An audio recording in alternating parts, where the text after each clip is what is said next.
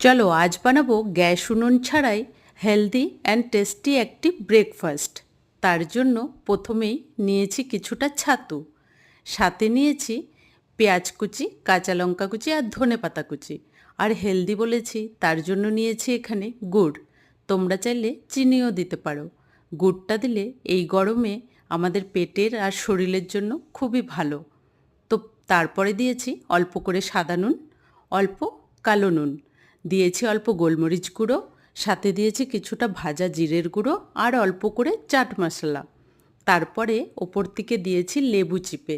দেওয়ার পরে কিছুটা বরফের টুকরো দিয়েছি আর দিয়েছি একদম ঠান্ডা ঠান্ডা জল দিয়ে ভালো করে ঘুটে আজকের এই হেলদি টেস্টি ব্রেকফাস্ট ছাতুর শরবত তোমাদের কেমন লাগলো জানাবে।